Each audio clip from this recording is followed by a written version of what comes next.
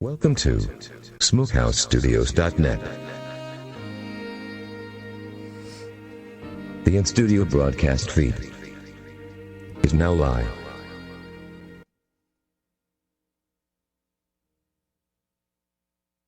Warning. This show is about the return of our Lord and Savior Jesus Christ. If you are easily offended by the truth, then you need to keep listening. His return is drawing near. SmokeHouseStudios.net. The Front Porch Show.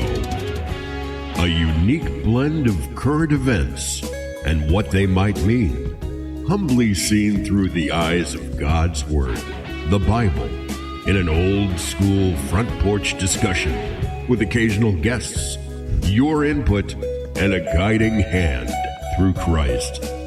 Broadcasting from atop the front porch, it's SmokeHouseStudios.net's The Front Porch Show.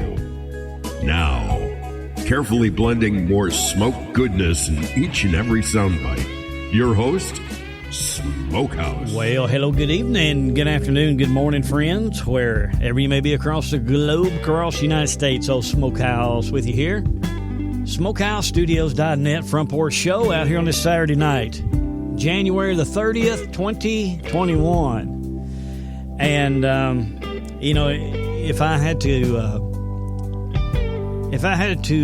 give you the Reader's Digest version of this past week, it would be that we are now considered domestic terrorists. They're already setting the narrative. They are putting all of the pieces in place for a possible false flag to happen that would blame Trump supporters, blame Christians. If you're not following along with the narrative of the government, then they're coming after you. Now, we started a while back. We were giving you the parallels of what happened to the Jews when they were in Germany. Remember, first thing Hitler did was he labeled them. They had to wear the Star of David on their chest so they would be seen and recognized everywhere they went. And then we had the Night of Broken Glass when the brown shirts, then what would be the modern day Antifa today, that went through the cities busting out store windows and such. And then they began to cut off all banking, all transactions of money with the Jewish people. And the Jewish people couldn't pay their rent. They couldn't work. They were getting fired from their jobs. They couldn't function in society. They burned the books. They burned history. They burned knowledge. And if you were not following the German narrative, well, then they were coming to get you, including the Jews. Until Hitler then came out and said, well, hey, look, since y'all are in dire straits, we've got this area on the other side of Germany here that we can send you to. And you're going to be able to find housing, find jobs. You'll be able to be self-sufficient. Get on the trains and I'll take you there. And then we know what happened after that. As we get into tonight's broadcast, you're going to find out now that Trump supporters, Christians, conservatives, family values, if you are not following the narrative of this beast system that is rising, they have labeled us this week domestic terrorists. And I'll go to the Department of Homeland Security's website, the order they have put forth. I will read it to you verbatim a little later. We're also going to build and show you the narrative that they are building against us. Persecution to the church is coming, folks. If I believe that this is going to be the final refining in the fire God's going to put the Christians through, y'all have been listening to me umpteen times tell you that I believe God's fixing to separate the boy Christians from the men Christians. And it's coming. So I titled tonight's program Shipwrecked. There was a preacher here in Nashville. His name was Kent Christmas. And he shared the story of Paul when they were shipwrecked on the island, about the viper that had attacked Paul. And it was from several weeks ago.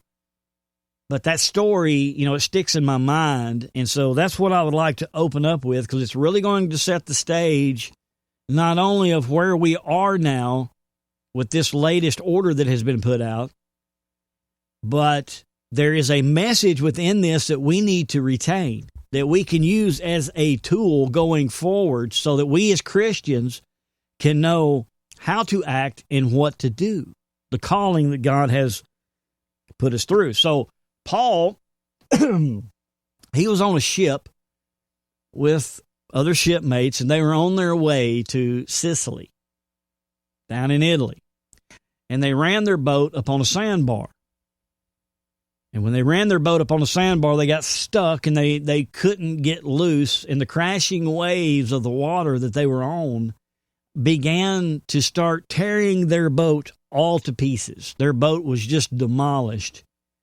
And they had to jump off, and they had to swim over to the island Malta for refuge.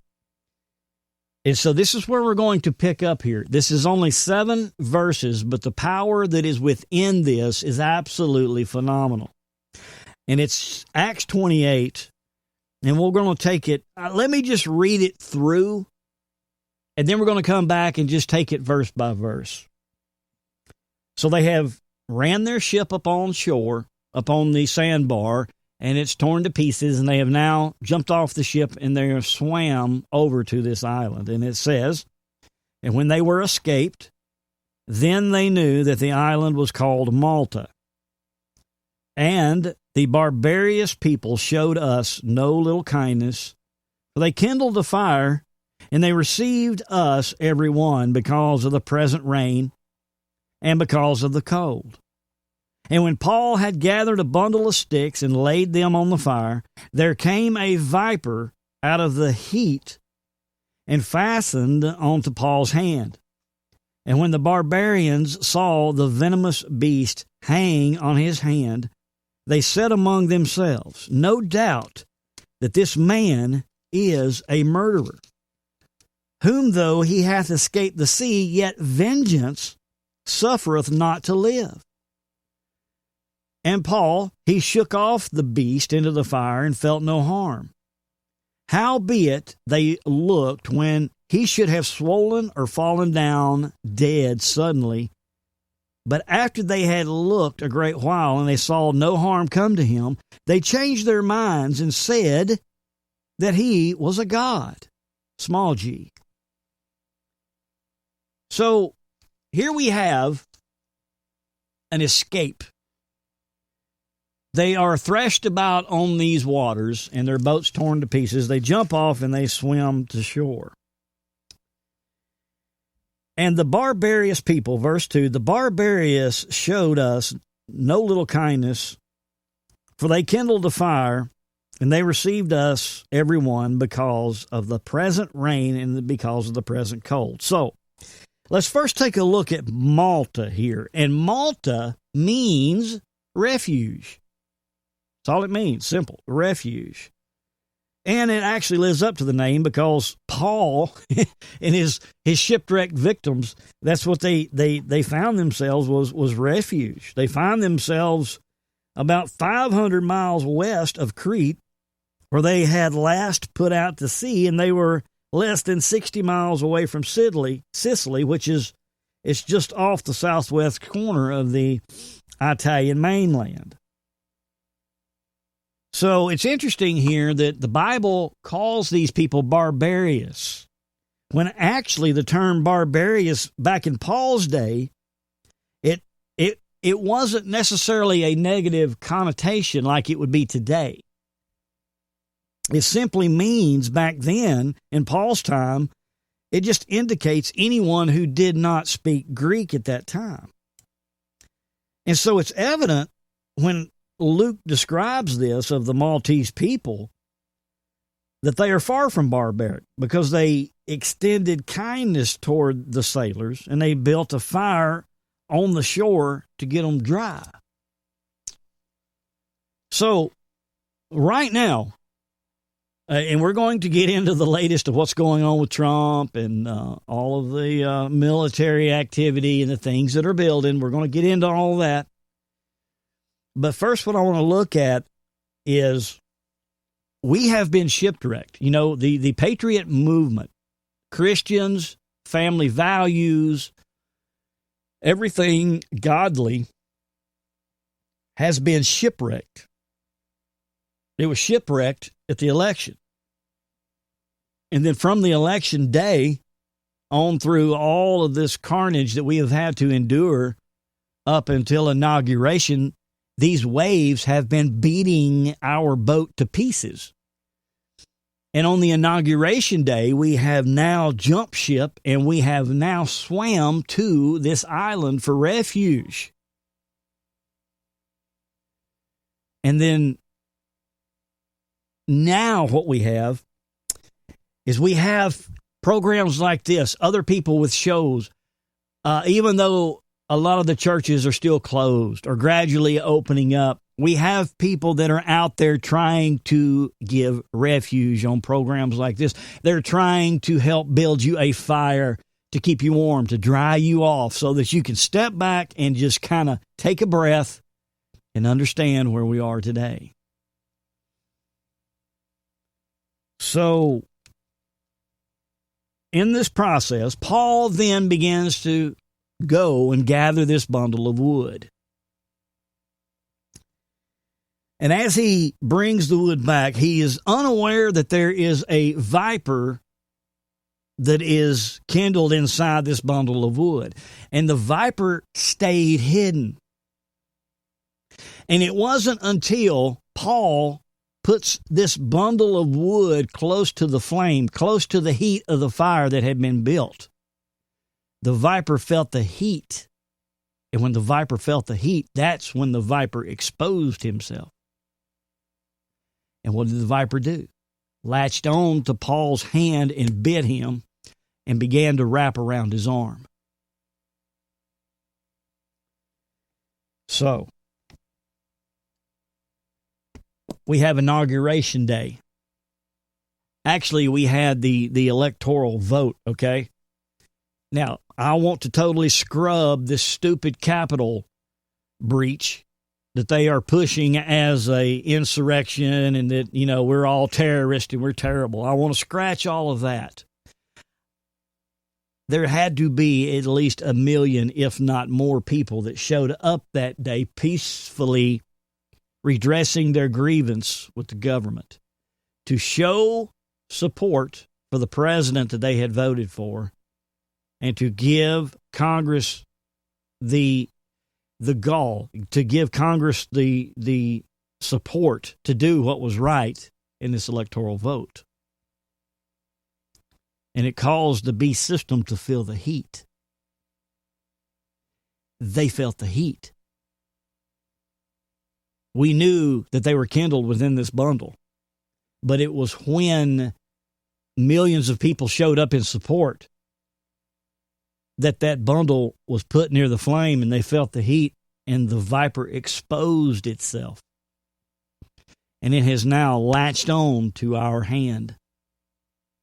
As Christians, Americans, patriots, and this viper, once we get into the clips tonight, is now wrapping itself around our arm. Now, it's interesting that when this happened, those that controlled that island, okay?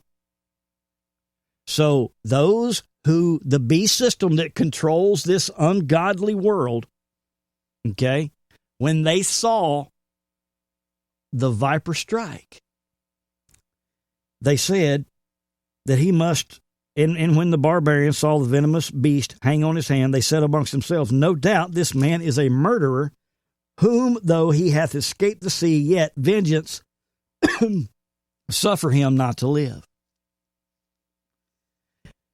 This viper that attacked Paul in that time was the most deadliest viper of that era, of that time. Instant death. If you were bit by this viper,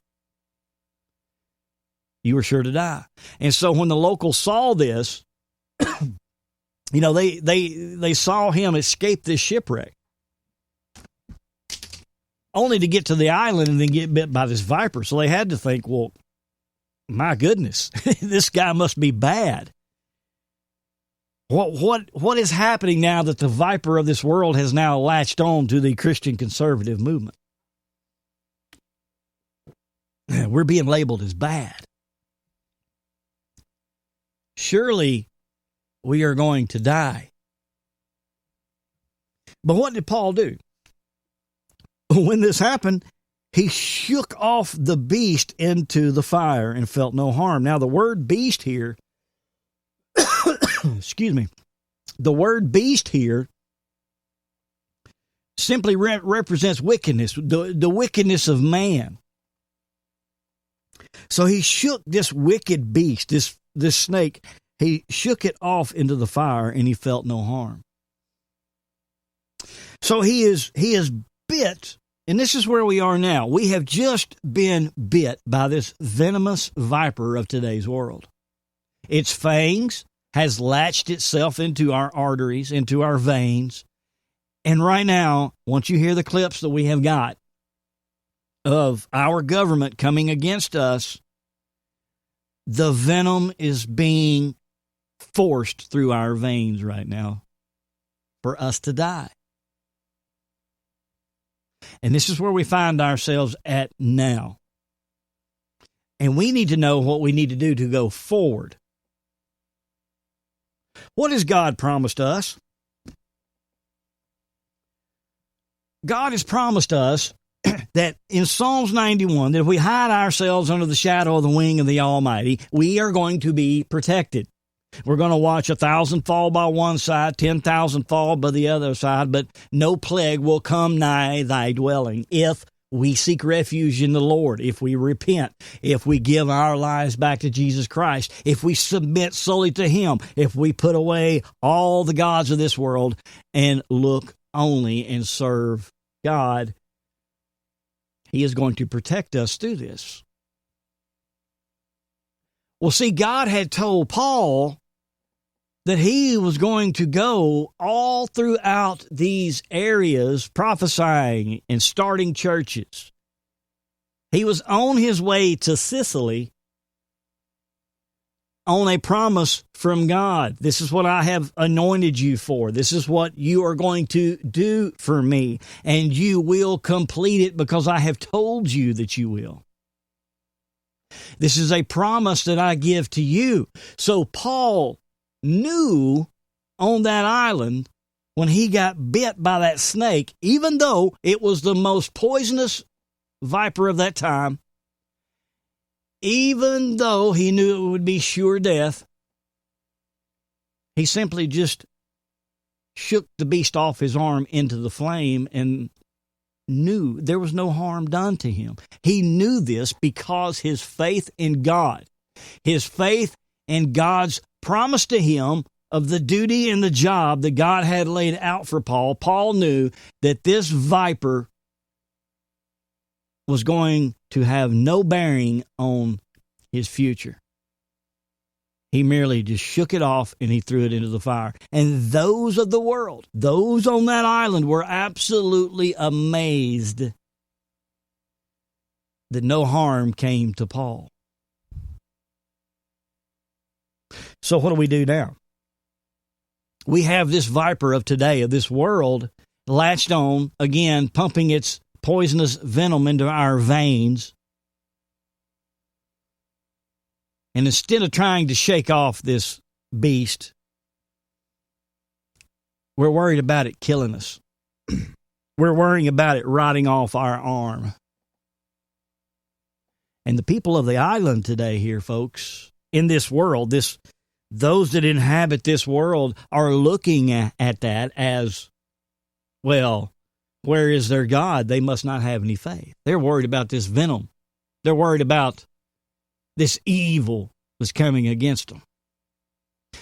No, sir. It is time for the Christian church to rise up, stand on the foundation, on the promises that God has given us, and shake this beast off into the fire. Because God is not done with us. God is not done with this church. God has not fully fulfilled the promises that he has given us, those who are alive and remain in these last days, because we are here for a purpose, and our purpose has not been completed yet. And we are to stand strong, shake that viper off. Yeah, I'm sure Paul felt a little discomfort. I'm sure that venom stung a little bit. I'm sure it tore up his arm pretty good. I'm sure that he had to endure a lot of days of discomfort.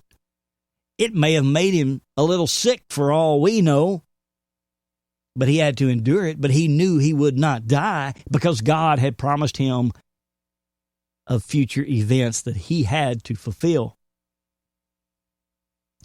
And this is where we need to be today, folks. We need to understand that the viper has wrapped itself around our arm, and we need to shake it off in the fire. And they were amazed how big they looked when he should have swollen or fallen down suddenly. But after they had looked a great while and saw no harm come to him, they changed their minds and said that he was a god.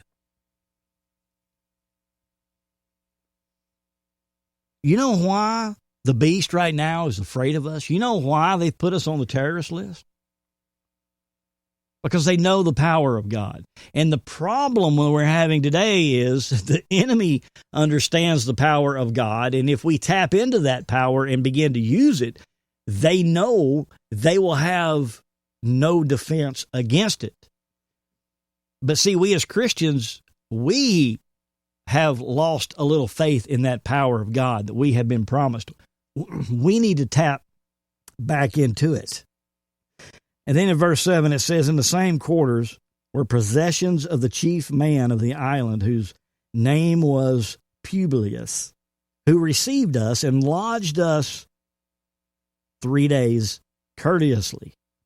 And it came to pass that the father of Publius lay sick of a fever in the body of Flux, to whom Paul entered in and prayed and laid his hands on him, and he healed him. So, okay,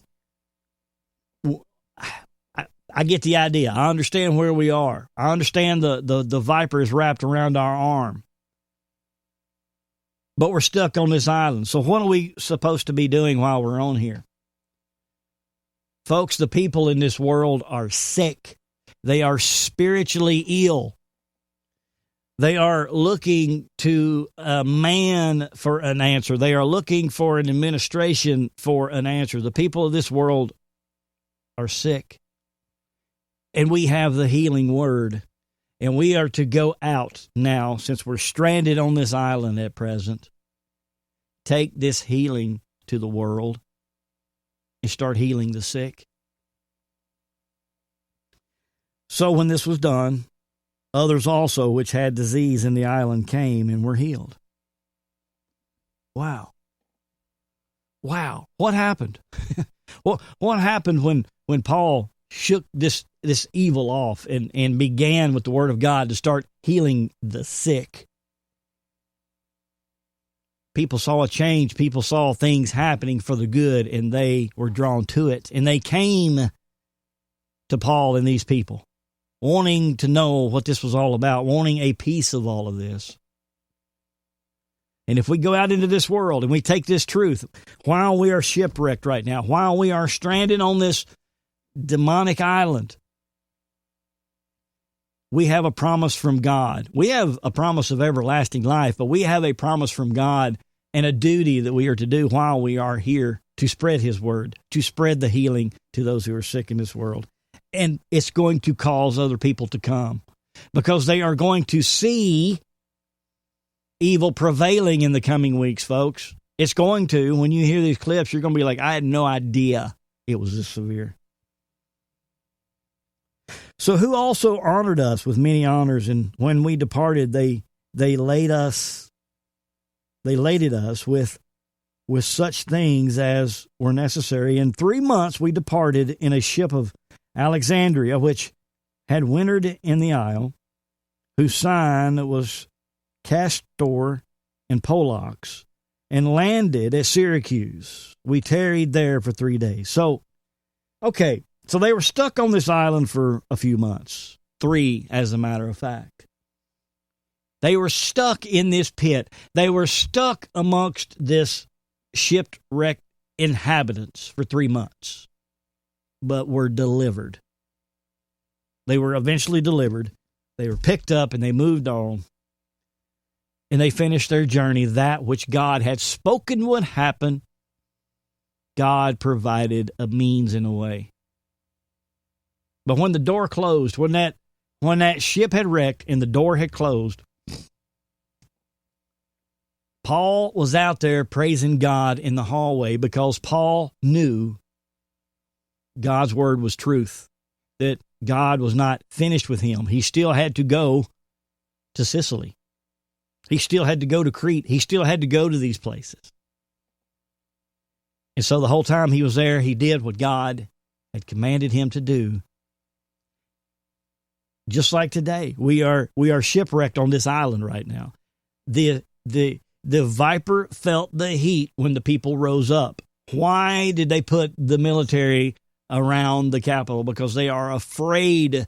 They are scared of the people. They felt the heat. And when they felt the heat, they rose out and latched themselves onto us. And this is where we are. We need to shake this viper off into the flames and understand that from here forward, God has given us a promise. And we are to continue our work while we are shipwrecked on this island. Now, are we going to be in this situation for 3 months? I have no idea. Don't really matter, because this viper strike that we have received this week has not done anything to us. Shake it off in the fire and let's move on, folks. All right, when we get back, we're going to talk about the heat that's coming down upon us. We're going to tell you what this venomous poison is now that has just been injected to our veins. And you're going to have a decision to make.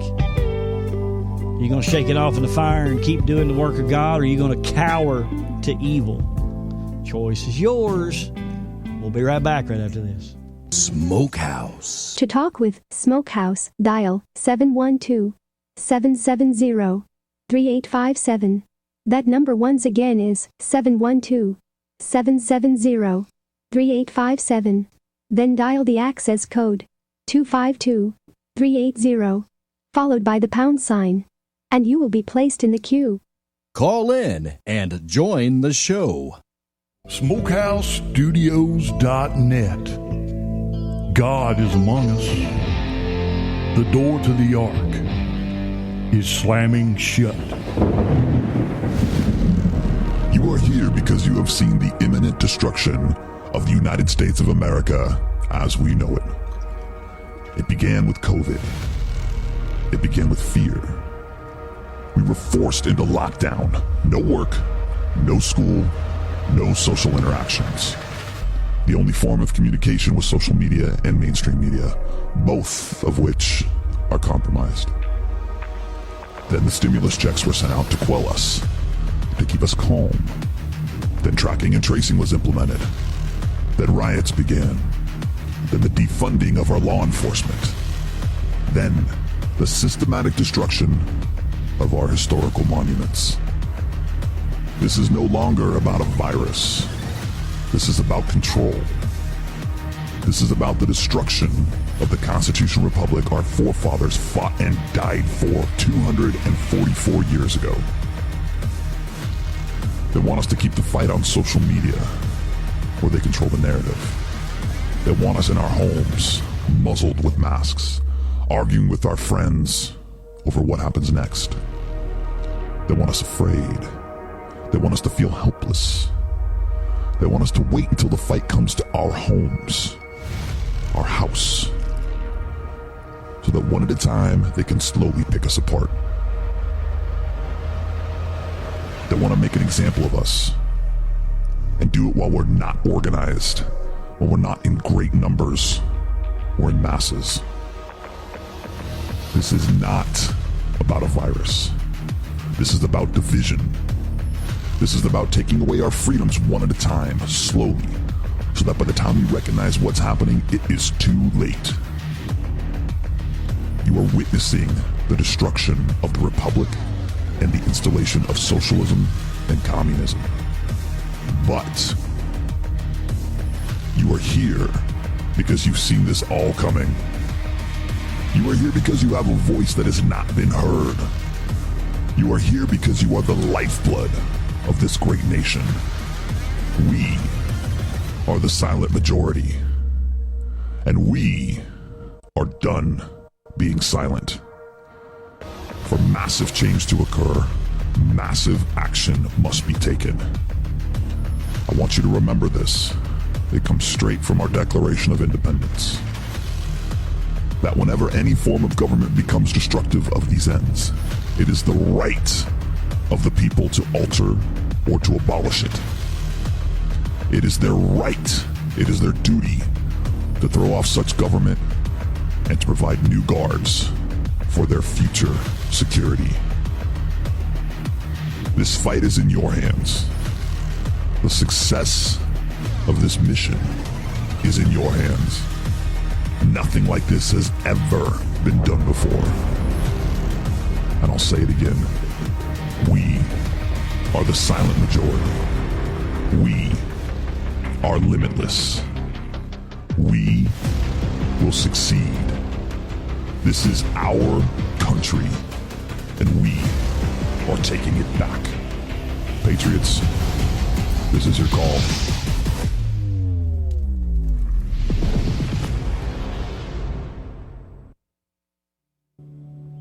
And on Wednesday, January the 27th, just a mere 3 days ago, the U.S. Department of Homeland Security, the National Terrorism Advisory System, had put out a bulletin. And the duration of this warning, of this bulletin, was issued on January the 27th, and it will expire April the 30th of 2021. So I want you to keep this in mind right now. This terrorist alert, this terrorist warning was issued to the people 3 days ago, and it's going to stay in effect until April the 30th. The acting Secretary of Homeland Security has issued a National Terrorism Advisory System bulletin due to the heightened threat environment across the United States, which DHS believes will persist in the weeks following the successful presidential inauguration.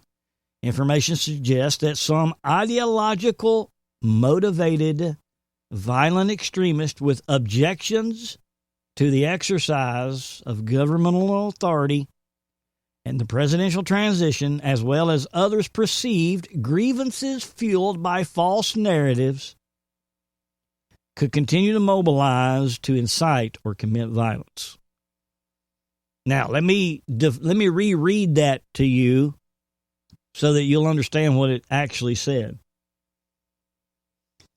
This information suggests that some ideologically motivated, those who truly feel that our election was stolen from us and we were robbed, violent extremists, those who want to speak out and have a voice to question the election with objections to the exercise of governmental authority.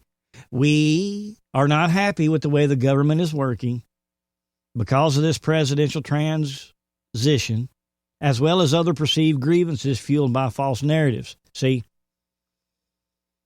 we are wanting a redress of our grievance from our government, but see, now the media has set the narrative and said, no, this is what you're going to believe, and if you don't believe it, now you're going to fit this category. Okay? All right, you get the idea. Now, let's read down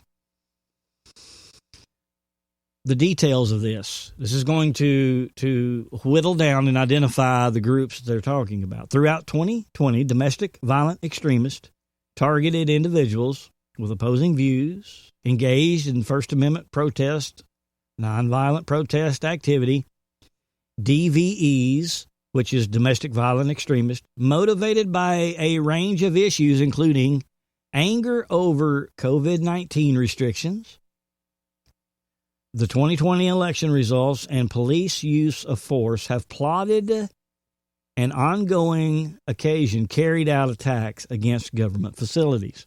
Okay, that sounds like Antifa, right? It all sounds like Antifa except for the COVID-19 restrictions. Antifa's not really griping about the COVID restrictions. They're doing everything else in here, though. All right. So right now that sounds like Antifa. But I want you to ask yourself something. If this was for Antifa right now, and they have been doing it since the inauguration in Seattle, in Portland, Oregon, Antifa has been rioting, beating people, busting windows, and setting fires. Nothing's happening to them. So if this was written for Antifa, then Seattle and Portland right now would be a poster child for this order, but nothing is happening to them. The next bullet point, long-standing racial and ethnic tensions, including opposition to immigration. Oh, wait a minute, that sounds like us, don't it? Because we're opposing open borders. Including opposition to immigration has driven the domestic violent extremist attacks, including a 2019 shooting in El Paso, Texas that killed 23 people. Okay, now they're starting to identify right wing here. The DHS is concerned these same drivers to violence will remain through early 2021, and some domestic violent extremists may be emboldened by the January 6th breach of the U.S. Capitol.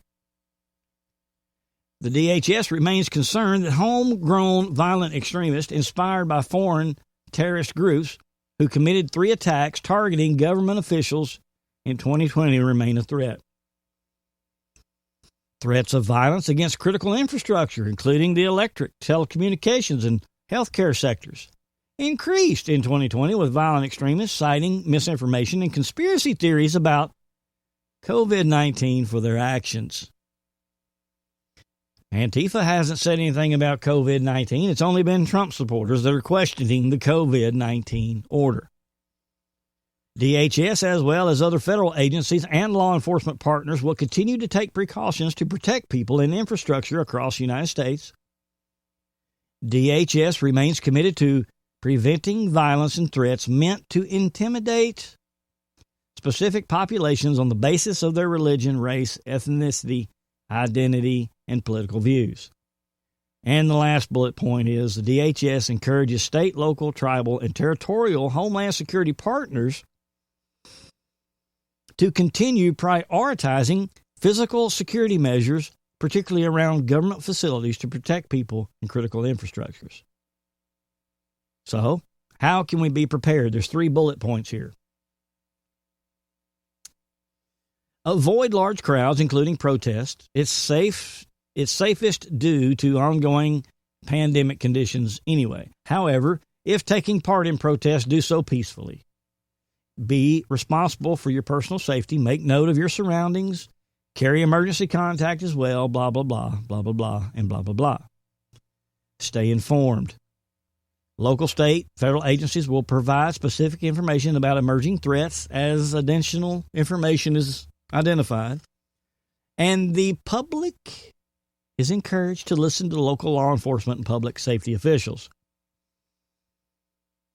And it also says here that we ask the public to report suspicious activity of threats, violence, including online activity, to local law enforcement, FBI offices, and the local Fusion Center. Your choice can make a difference, folks. Choose nonviolent ways to make your voice heard and support friends and family in doing the same. Communities are strongest when they are not divided. Strengthen your community by standing together against violence. So, in other words, now they want people to call in on you if you are a gun-toting, family-oriented, conservative Christian patriot. Because basically here, It sounds like that they are identifying Antifa, but the main target they keep going back to is anyone who is resisting this government purge and resisting their COVID-19 news. Now, you may think to yourself, well, now, we have been seeing a lot of extremists from Antifa and all that last year, and I could really see them wanting to put out a warning about this. Well, that's true.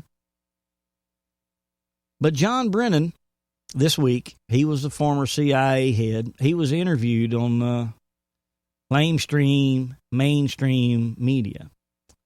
And let's listen to what old John Brennan had to say. This will kind of help define what this order was about.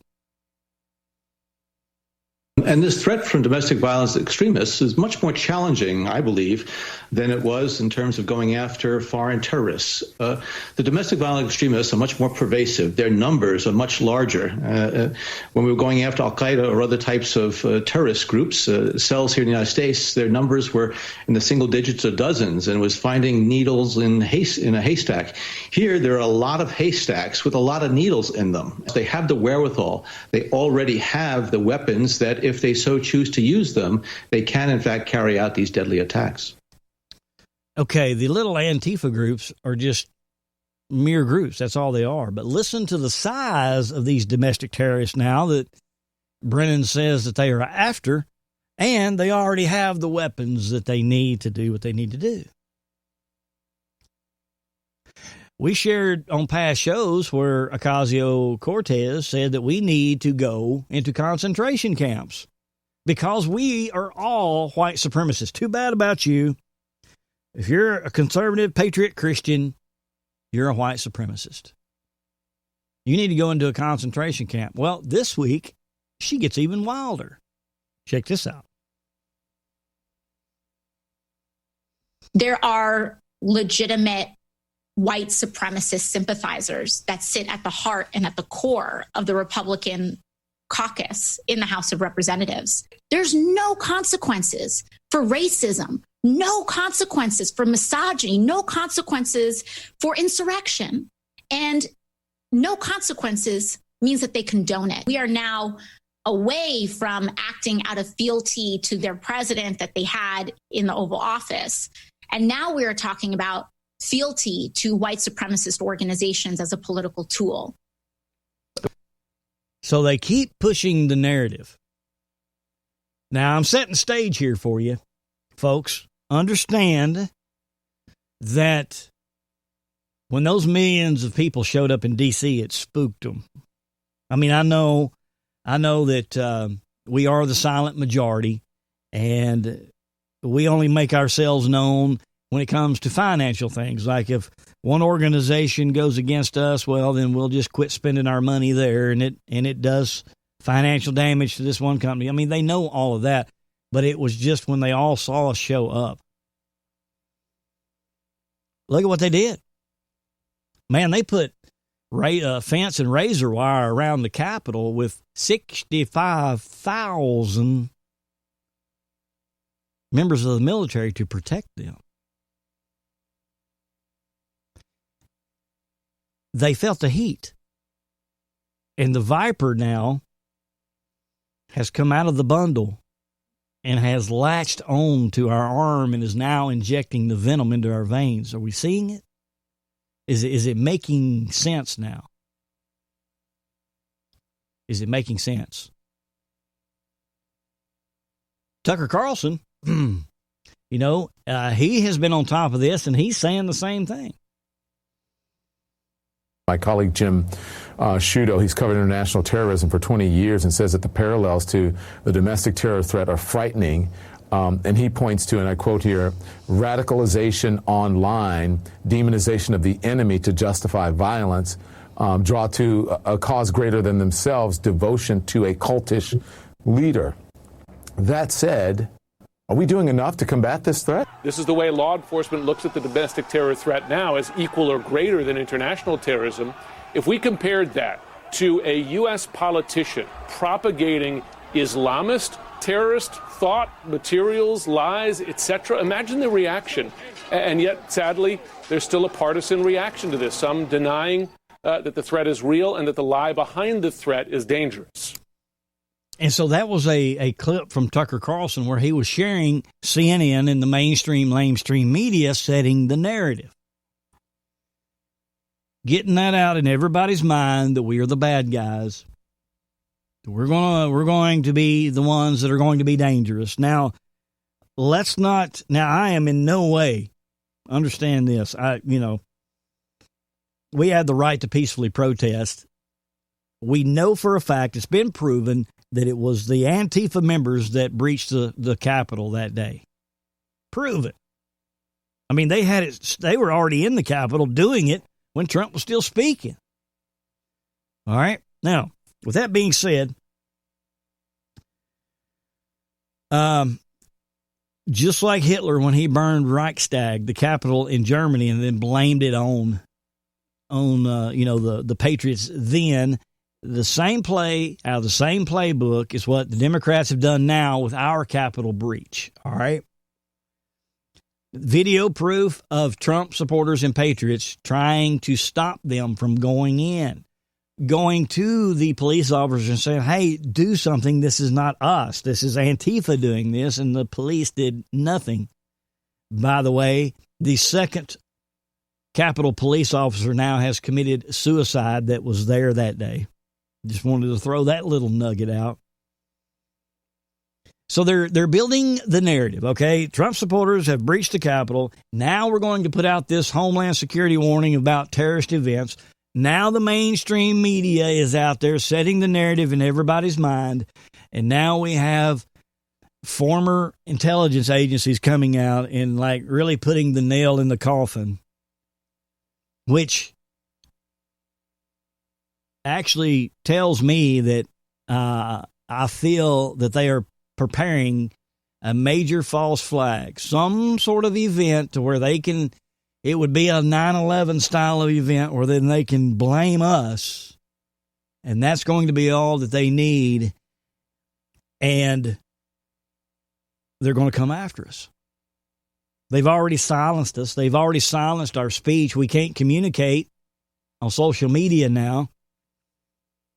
There is a lady, now check this out. There is a lady who was in New York, and just simply because she had a conservative account on her social media, all right, she gets fired from her job. It was amazing. Check this out. Tucker Carlson did an amazing job. So I really wanted to talk to you just to make sure I got this right. You were fired not because you said something outrageous or immoral online, but because you used specific social media platforms? Tucker, thank you so much for having me tonight, and thank you for all your hard work. I really think you hit the nail on the head in your monologue, but yes, you are correct. That's what I got fired for. I created a profile on Parler, and I created a profile on Gab. I posted the same exact content on Twitter as I posted on those social media platforms, and that's what I got fired for. What I'm so struck by here is you worked for a literary agency. And the basis, of course, of literature is free thinking. And so you would think that a literary agency would be kind of the last line of defense against this kind of Stalinism. What did your bosses say to you? Actually, it was an email, and pretty succinct that I had created a profile on Parler and Gab, and that because of what they called my political activities, they had to take swift action and part ways. Since you worked in the literary world, what do you think the future of literature and art is in a country where people can be fired for using the wrong social media platform? It's chilling, Tucker. It's really chilling because it used to be that being silent was safe on Twitter and in American publishing. But I feel like this signaled to those in American publishing that it's okay to get rid of people who aren't moderate. or who are moderate, who aren't publicly left of center. They want people left of center. And so if you were, obviously, if you were outwardly conservative, yes, you were vilified, yes, you were silenced, but being silent used to mean you would be safe from those kind of actions. Right. So she gets fired from her job because this narrative now is going forward. So now, if you're part of this patriot movement, if you're part of God, if you're part of everything that this beast, this viper that has felt the heat now and is latched onto our arm and is now putting the venom into our veins. If you're any part of Paul, they want you dead. They want you gone. They want you out of the way. So are we going to shake this viper off in the fire and continue to do the work of God? Or are we going to let this viper consume us? Because I'm sure God will let it go either way. Now, I'm in no way saying, any type of violence. No, I'm not even talking violence at all. I'm saying in the Bible, we are to occupy and we are to continue spreading the word of God and the truth and keep exposing the darkness. Bring the darkness out into the light. That's our duty. And all of that is nonviolent. But the enemy understands the power of God. They understand that our weapons are not carnal, that our weapons are spiritual.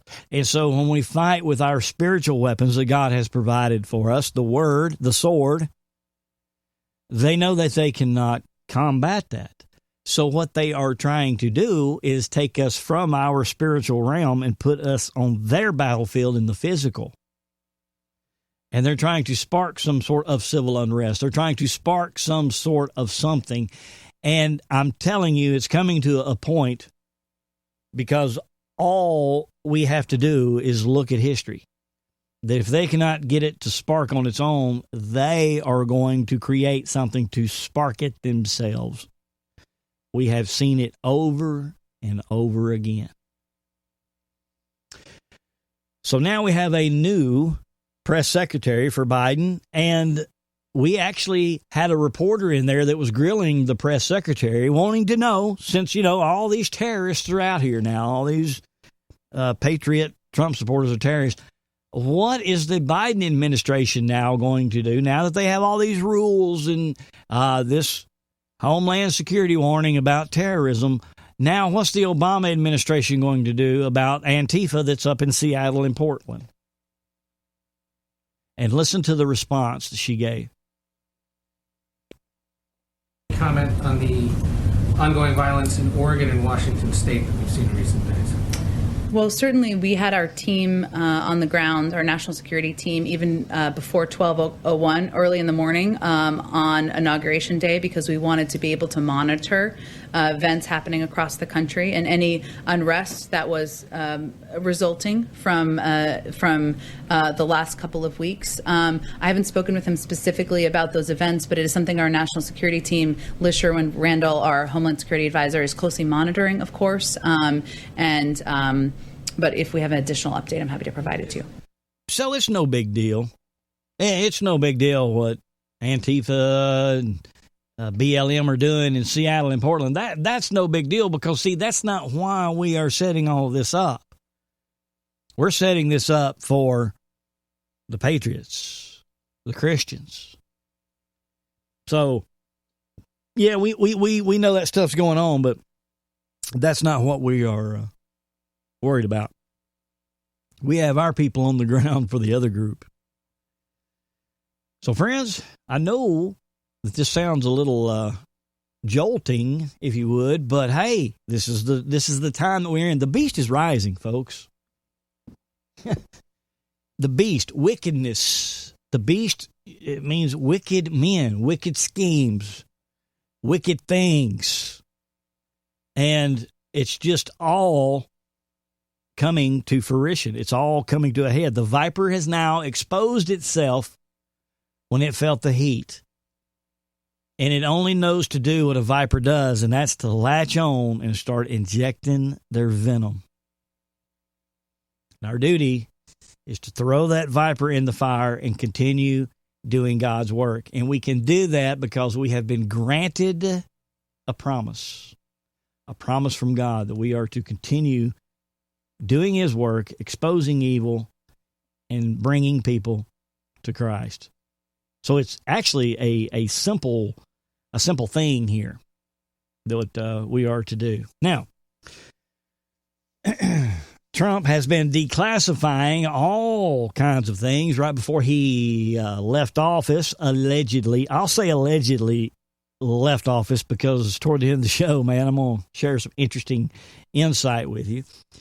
Of course, it's all speculation. You know, we don't have any pipeline to any top brass or any of that. Okay, we're just going on evidence that others have been researching and finding.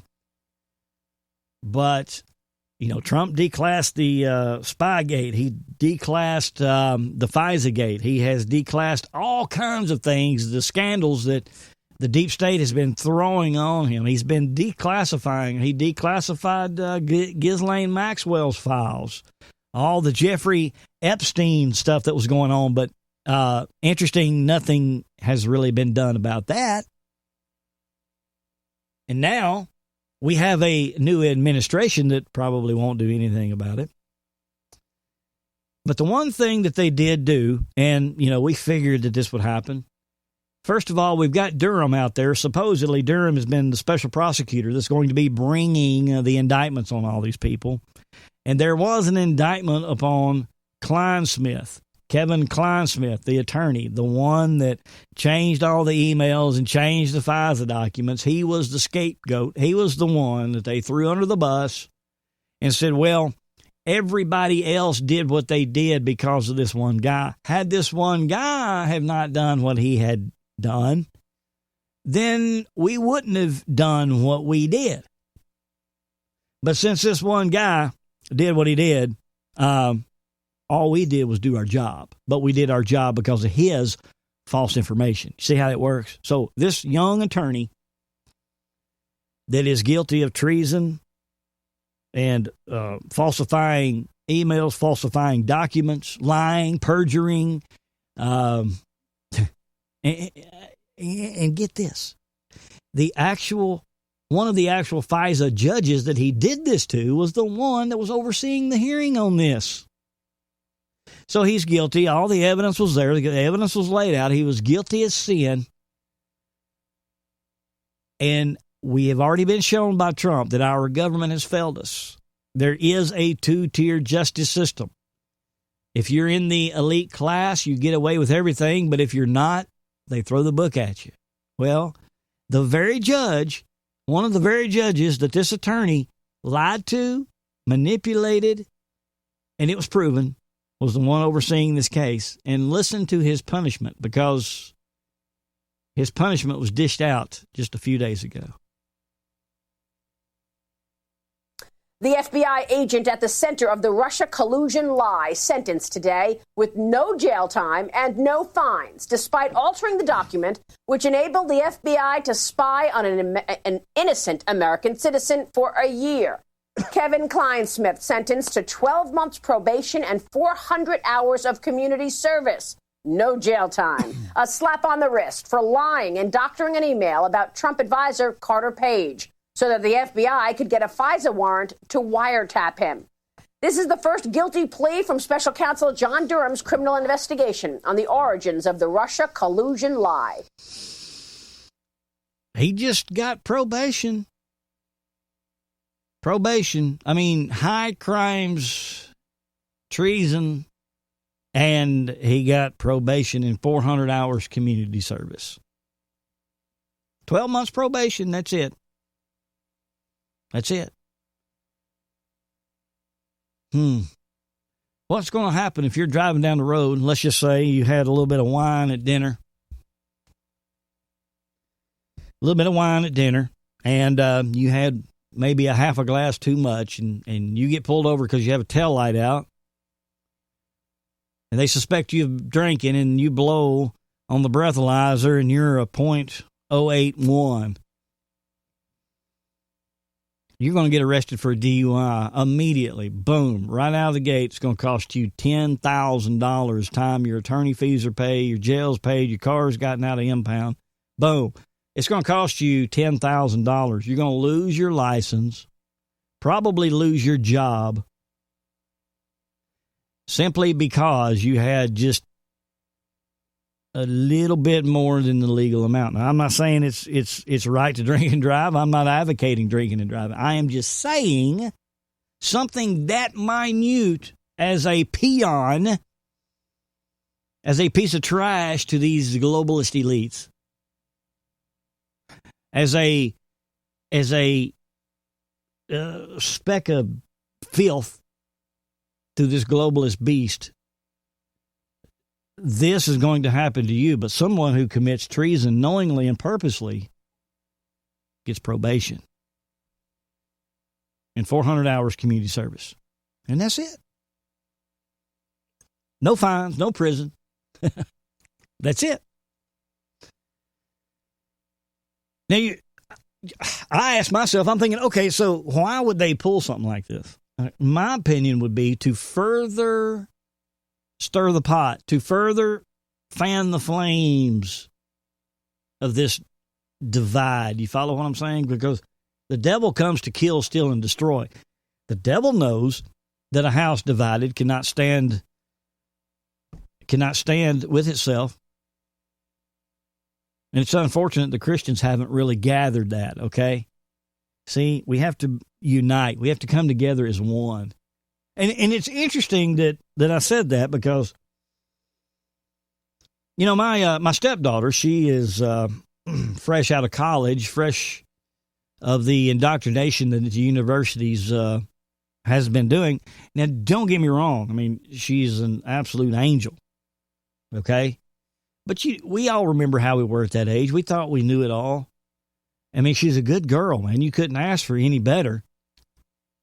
But, you know, it's just what the universities have been drilling into these children, their heads. You know, they've adopted this socialist agenda, thinking it's something good, because they're teaching how good it is, but they're not teaching the history behind how bad it is, and the truth behind it. And so, she and her friend were in the living room last night. We were all sitting there talking. And how many of you have heard about this GameStop stock market deal that transpired the other day? If you're unaware, now I don't understand stocks, but if you're unaware of what's happened, I'll try and break it down for you in layman's terms, okay?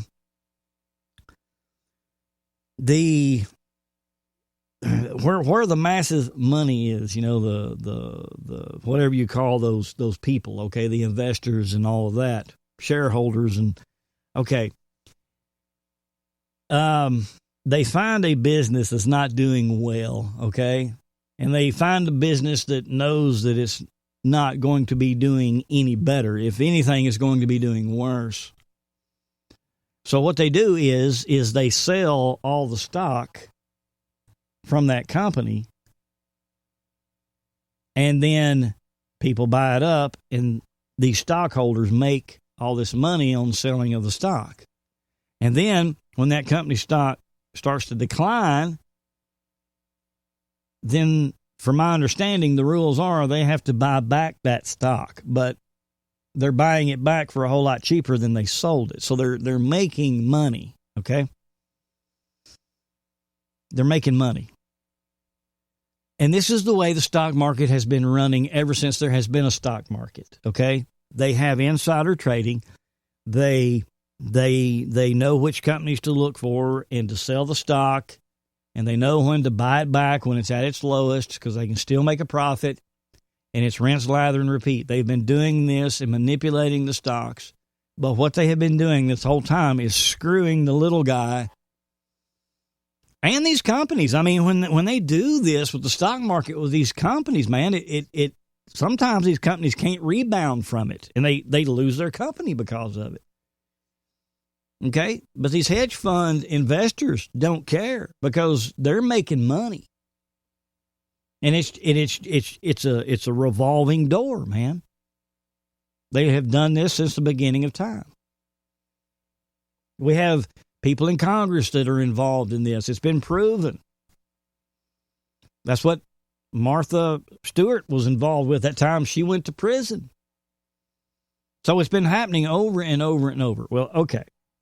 So apparently on Reddit, I guess that's like a message board, it appeared that these hedge fund investors and such were looking at a company called GameStop, which is just y'all remember Blockbuster, the old video rental place? Well, GameStop is the same sort of setup, only instead of renting or maybe it is, you can rent the games or you can buy the games, but it's one of those, it's a Blockbuster style business for video games, okay?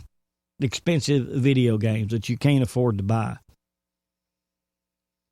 Well, I guess some gamers, and when I say gamers, I'm talking about kids that live in the basement with their parents that have no ambition, okay? Probably voted for Biden, but who probably don't work. They just sit in the basement all day in their underwear playing video games all day. Well, they all got together when these hedge funds were selling all the stock off of GameStop. They started putting money back into GameStop. And when I say a bunch of them got together, it was a bunch. And GameStop shot up into the millions, probably close to the billions. And when that happened, these hedge fund investors had to buy their stock back at ungodly amounts of price. So basically what happened was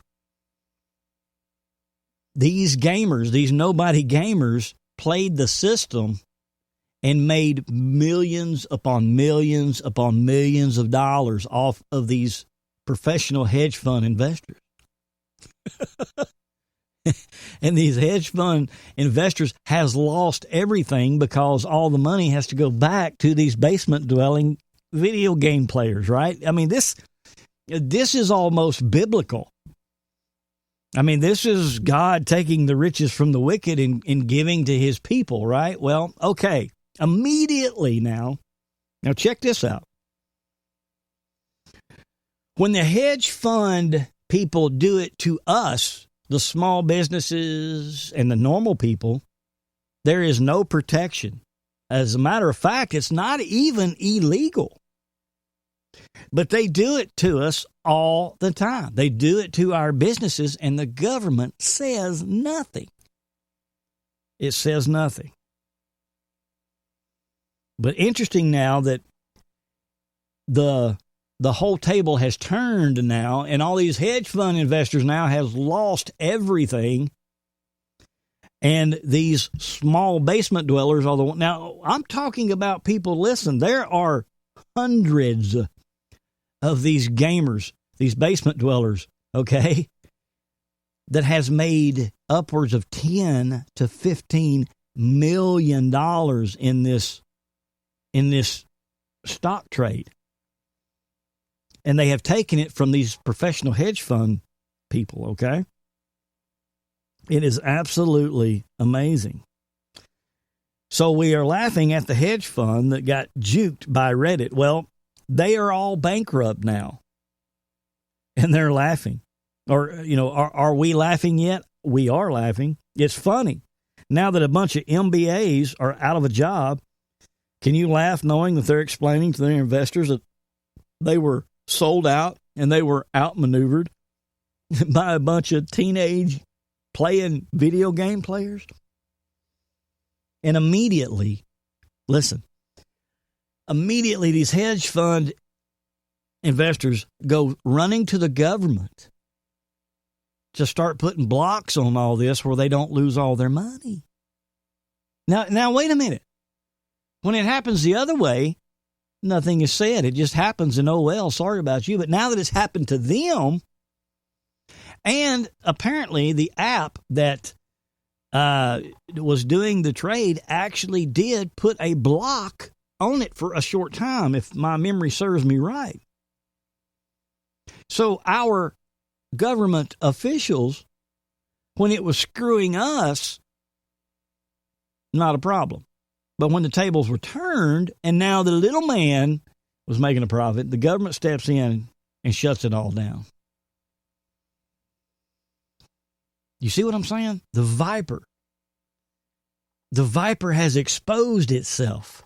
So not only have we been shown, folks, I say it every show, not only have we been shown that our city and local government has failed us as a people.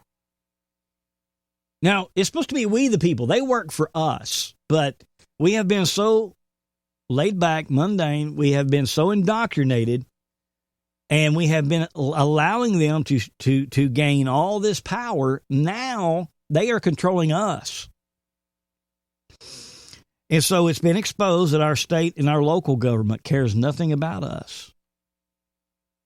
It's been proven that our state and federal government cares nothing about the truth or nothing about us. We've been shown that our Supreme Court has failed us. We have been shown that Congress has failed us.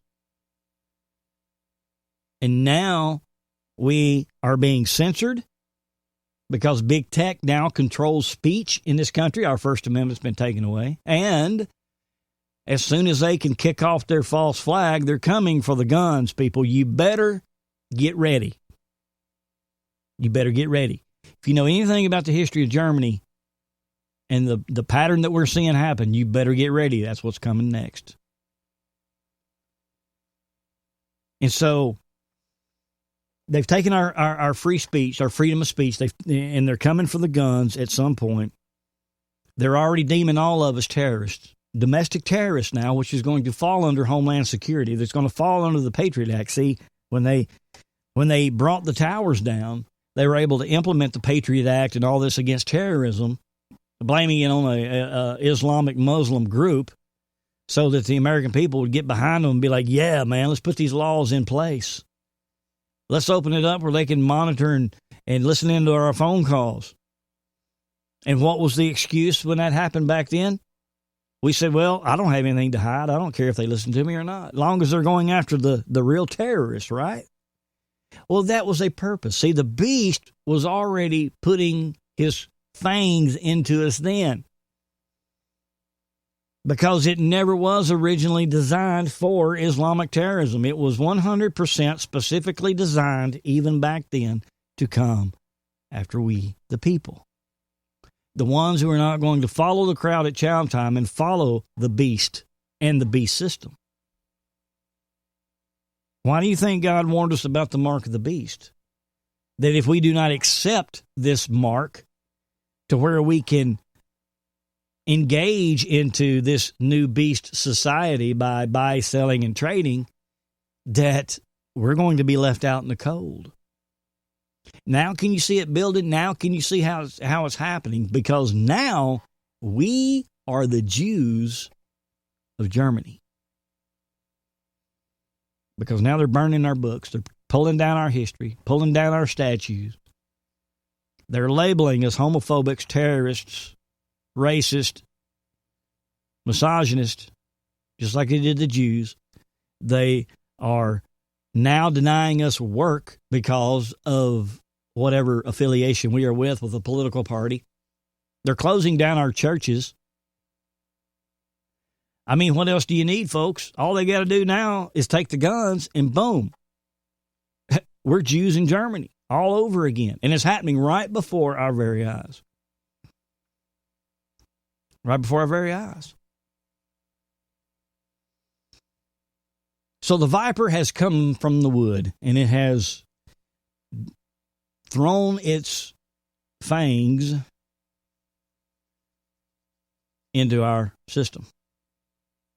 Okay, so not to get bogged down on that, I wanted that to sink in. I wanted that to resonate with you so that you could understand exactly how severe in the depths of the things that are happening.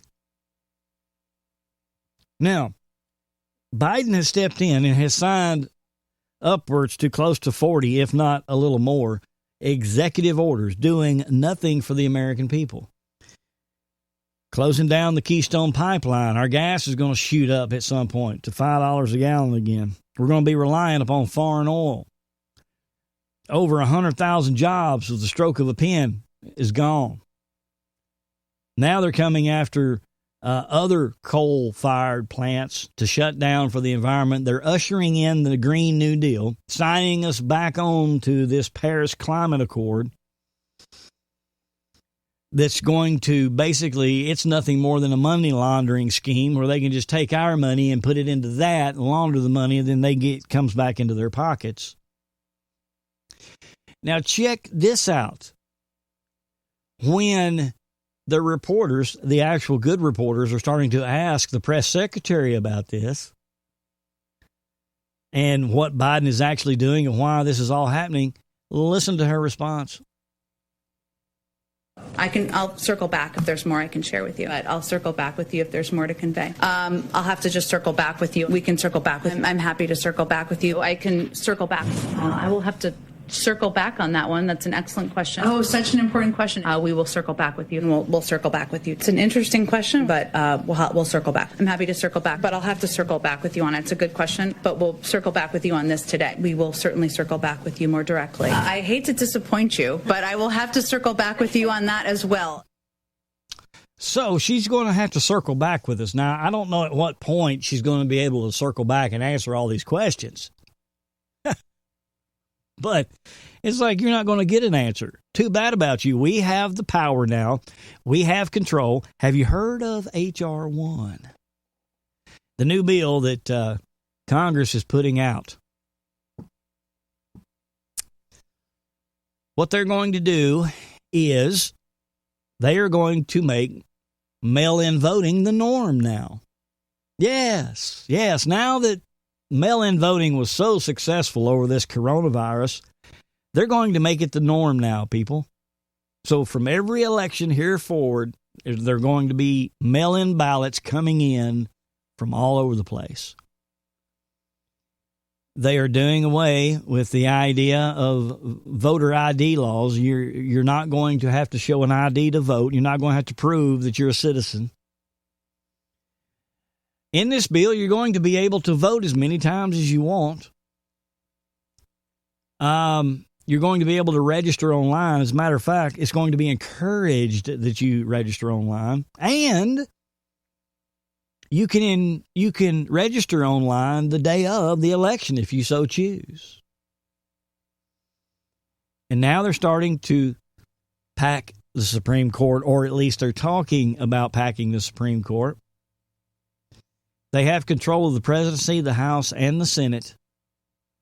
They're wanting to make Washington, D.C. the 51st state. And friends, when this is all successful, because unless God intervenes, it will be, we will never have another voice in this nation ever again. The beast is going to consume us. Biden is already handing this over to the enemy. Now, I hate to be a Debbie Downer, but I'm telling you what's happening. And so we're never going to have another voice again. This is it, unless God intervenes. Now, the back half of the show, I'm going to share a bunch of stuff with you that looks like God may be intervening, okay? So as soon as Biden gets the presidency, we told you last week that the way that they test for coronavirus is they run it through their machine like 10 or 20 times, and it stamps it so flat it'll test positive for anything. Well, now the Biden's president, they're going to quit doing that and just test you once like it's supposed to be, which is literally the COVID cases are just going to drop like a rock. New York's opening up all their businesses and restaurants. Chicago's now doing it. All these Democrat areas are opening up all their businesses, and all the tax dollars and all the money that they're fixing to rob from us is not going to go back to the American people. It's going to go back to these Democrat states that did what they were told to do. Yeah, they're going to bail out these Democrat states. But still, when the money goes to the Democrat states, it's not going to help the people. The politicians are going to put it in their pocket. Folks, this is crazy. I mean, this has been the most insane 2 weeks that we have ever witnessed in this country. So I ask you, when they felt a little heat, did the viper expose himself? And now is the viper injecting its venom into our veins? So here, Biden was talking about coronavirus the other day. He was talking about these vaccines, and really this is all no big deal now because they've gotten the power that they have been wanting. And so now it's just a matter of just playing off the coronavirus. So listen to what Biden said when he was talking about the latest plan for his coronavirus treatment. Not in hand yet, but ordered. We expect these additional 200 million doses to be delivered this summer. And some of it will begin to come in early summer, but by the midsummer that this vaccine will be there. And the order, and that increases the total vaccine order in the United States by 50%, from 400 million order to 600 million. This is enough vaccine to fully vaccinate 300 Americans by end of the summer, the beginning of the fall. But we want to make, look, I want to repeat, it'll be enough to fully vaccinate 300 Americans to beat this. Okay, just in case you missed it, let me share it again. Not in hand yet, but ordered. We expect these additional 200 million doses to be delivered this summer. And some of it will begin to come in early summer, but by the midsummer that this vaccine will be there. And the order, and that increases the total vaccine order in the United States by 50%, from 400 million order to 600 million. This is enough vaccine to fully vaccinate 300 Americans by end of the summer, the beginning of the fall. But we want to make, look, I want to repeat, it'll be enough to fully vaccinate 300 Americans to beat this. Okay.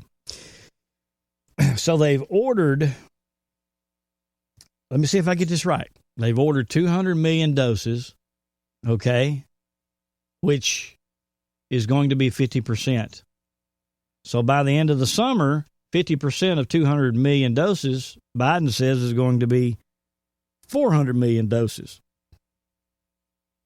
All right.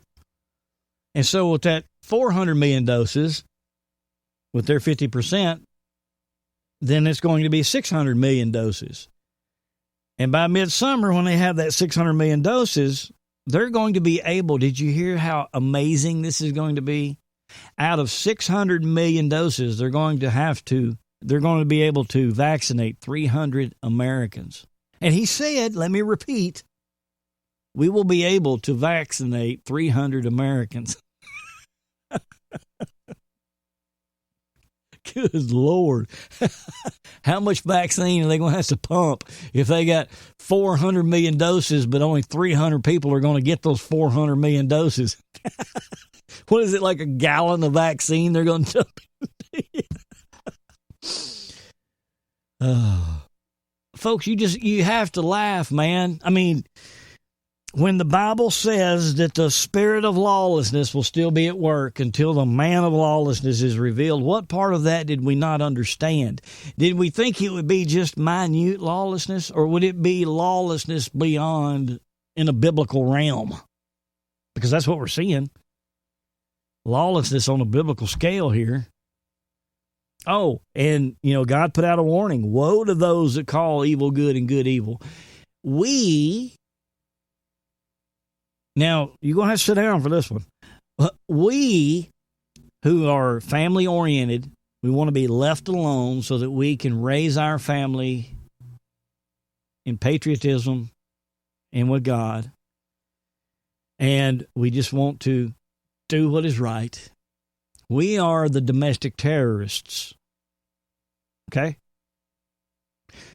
But Antifa and BLM that are out burning down major cities all over the place all summer last summer, burning down to the ground, beating elderly people, accosting women who are by themselves.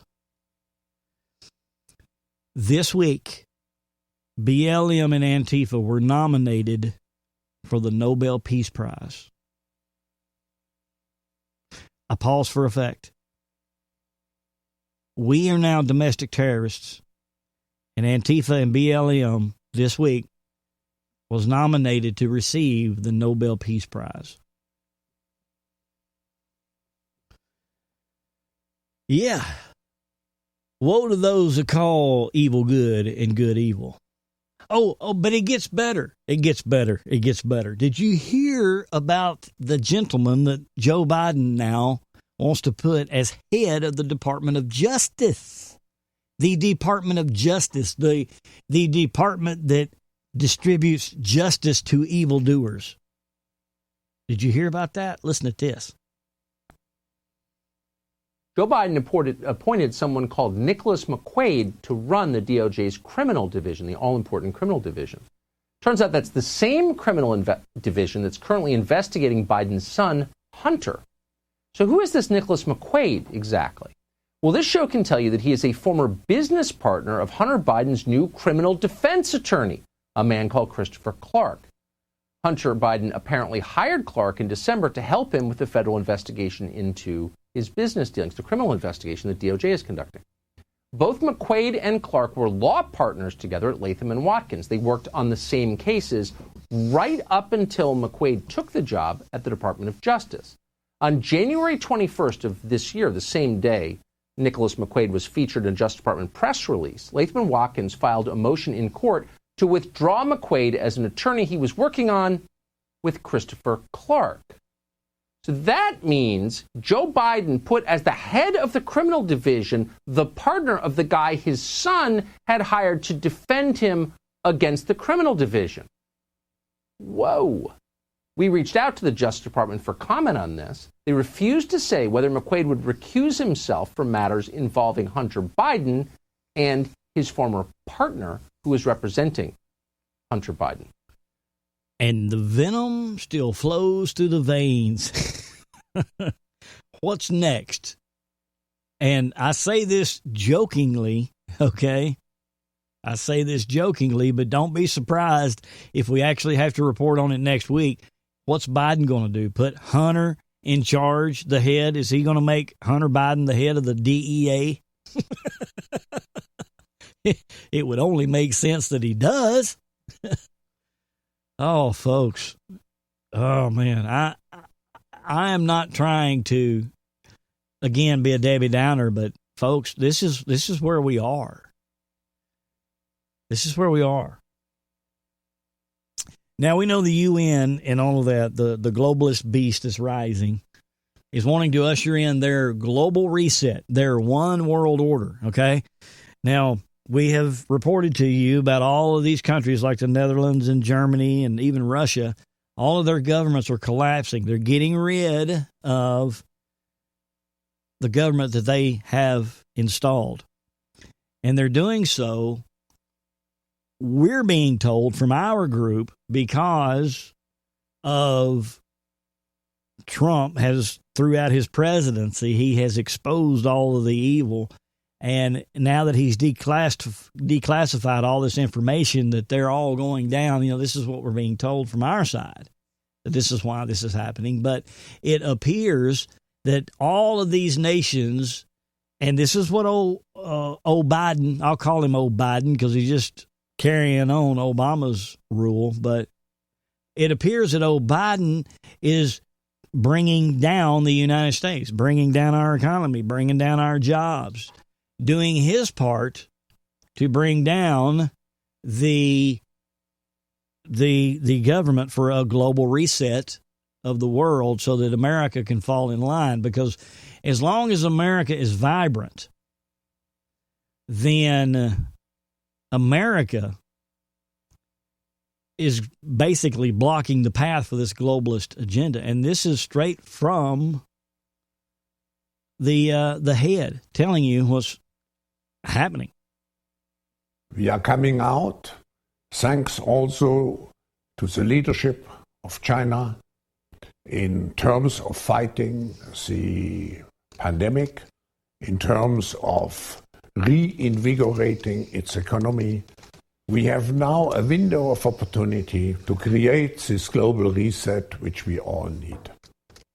This global reset is necessary because we have seen that our policies which we pursued before the coronavirus struck us, that those policies do not create the necessary inclusion of society necessary for harmonious societal development.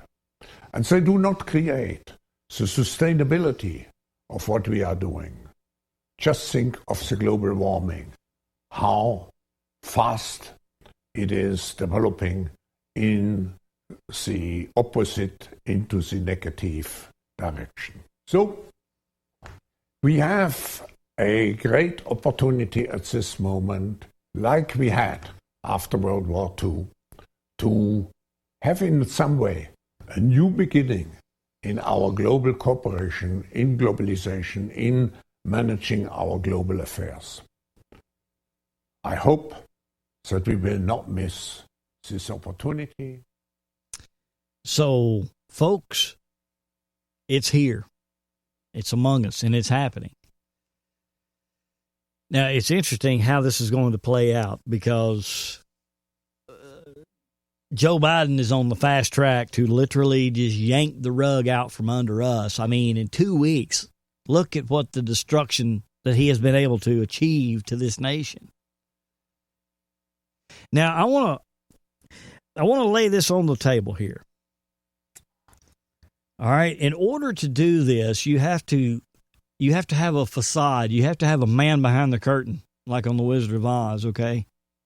Scaring people and doing all these things when actually, well, the Bible even tells us that once all of this is over and the Lord comes back and all that, and he reveals Satan, we are literally going to see the power of God versus the size of God versus the size of Satan, and we're going to say, is that what we were afraid of this whole time? Which many people say that the Wizard of Oz was actually that very thing, okay? It was that in the physical. That's what they were putting out, that the whole movie, people were following the crowd at chow time until at the end it was revealed who the real villain was, and they were like, what? That's nobody, man. That's somebody there pulling a lever. Well, that's what God said, man. We're going to look at the devil and be like, you mean to tell me this is the little tiny entity that was just bringing down the entire world, but yet we had this power at our fingertips and we didn't use it? David and Goliath. I mean, look, man. It's all throughout the Bible. The power of God versus the power of Satan. So anyway, the point being is, in order for them to be able to get what they need done, they have to manipulate the people. So let's just look at America right now. What did they do? Because this gentleman here, he was always referring back to the coronavirus being the main reason. This is the proof that global warming is happening because of the coronavirus. What were they able to achieve just in America with the coronavirus? They put all the elderly people in nursing homes and killed those off. They've got the young group indoctrinated by these universities and the school system up into their 20s, now the 30s. So we've got a group of people from 1 year old up to 30 years old is fully on board and indoctrinated with this globalist event. And we've got a class of people, say from 60 downward, they have been able to kill off because of this coronavirus. Those are the ones that have really, truly lived through history and understand what they're seeing, that knows where this is headed, that knows the word of God, that knows the truth. They've killed those off. So the only group that is left is roughly the 30-year-olds to the 50-some-odd-year-old group. And the 80% population of that group now, they have just deemed domestic terrorists. They have been putting laws on the books from early 2000 that has structured this so that once they have declared this group of terrorists, and they can come after them without any these people, we don't have any constitutional rights when they decide to come after us. And once they come after us and weed out that large section of group, I was talking to Paul. Paul, he called today. We're going to get together and do a show again, but we were talking about how, if they do drop the hammer and this globalist does come after us, I mean, we have the right to defend ourselves. And I'm like, well, yeah, but if there's 80 million of us, how can they conquer us? Well, physics will tell you that you probably have 80 million that's talking a good game, but, once it hits the fan, everybody wants to be a patriot until it's time to be a patriot. You know what I'm saying? And when it actually does hit the fan, how many of those 80 million are just going to hand over their guns and comply? So, you're going to have a large section in that group that's going to go ahead and bow and give in to the globalists. So technically, if you whittle it all down and look at it, there's only a small group of people. I don't know how many, but there's really only a small group now that they have to get rid of. And Biden's bringing back the guillotines. The FEMA coffins are still out everywhere. So, they're getting prepared. They're getting prepared. What about under the Obama administration? You remember when they were ordering millions and millions and millions and millions of rounds of like 9mm shells, hollow points, and all this ammunition that they were just stocking up in warehouses? The post office was buying it. All these different branches of the government were buying it, stocking it up in warehouses, and we forget all about that. I believe that this Trump presidency was a bump in the road for them. They weren't expecting it. They had Hillary roped in to win, but by the grace of God, Trump got it, and he threw a monkey wrench into their gearing. And for 4 years it locked them up, and they had to re-strategize and find ways to get around it. Well, they did with the coronavirus. Okay, I'm talking more than I need to get on with the stuff here. But okay, so now let's move to what we're being told now from Trump's side. All right. Okay, so go to the White House, go to the website, go to White House, and look at their hours of service. Right now, you will find since January the 20th, the White House has been closed. And if you look at their schedule, it is showing it is still closed. Every day is closed. And it says that there's a little heading above it that says the White House has been temporarily or permanently closed. If you call the number to the White House, you will hear a recording that says that the White House right now is closed. So there's nobody living in the White House. And if you go to the webcam, the live webcam at night that is looking at the White House, right when no lights are on, the place is locked up. There ain't nobody home. And now there is a FEMA, looks like a little 3-story little temporary FEMA structure that's being erected right there in front of the White House. What's that for? Trump, there was a citizen, I don't know if he was a citizen reporter or just a gentleman that was there recording on his phone while he was on the golf course there in Mar-a-Lago, but he saw Trump there with Trump's entourage, because Trump was out there playing golf, and as Trump walked by him, he was videotaping this with his phone.